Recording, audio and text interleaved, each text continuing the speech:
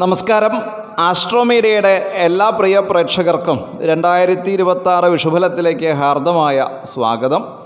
നമ്മൾ ഇന്ന് ചർച്ച ചെയ്യണത് 2026 ഏപ്രിൽ മാസം 15-ാം തീയതി വിഷുവിന് ശേഷം വരുന്ന ഒരു വർഷകാലത്തേക്ക് പ്രശസ്തിയും അഭിവൃദ്ധിയും ഏതൊക്കെ നക്ഷത്രക്കാർക്കാണെന്നുള്ളതാണ്.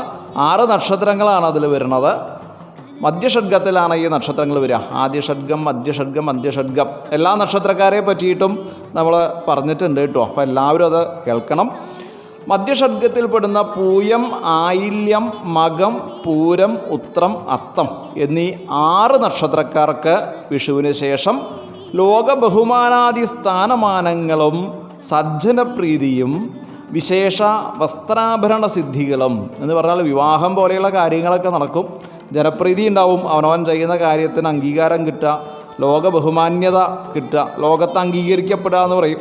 സുഖവും സന്തോഷവും ഉല്ലാസയാത്രകളും പുതിയ ഗൃഹത്തിൽ പ്രവേശിക്കലും എല്ലാം സാധ്യമായിട്ട് വരും.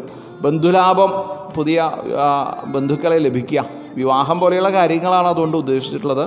അങ്ങനെയുള്ള എല്ലാ കാര്യങ്ങളും തികഞ്ഞ ഒരു വർഷമായിരിക്കും ഈ വിഷുക്കാലം.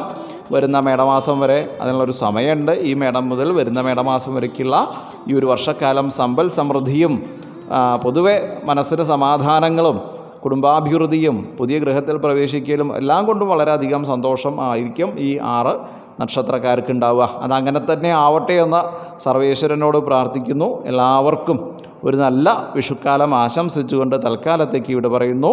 എല്ലാവർക്കും ഒരിക്കൽ കൂടി നന്ദി, നമസ്കാരം, ശുഭദിനം.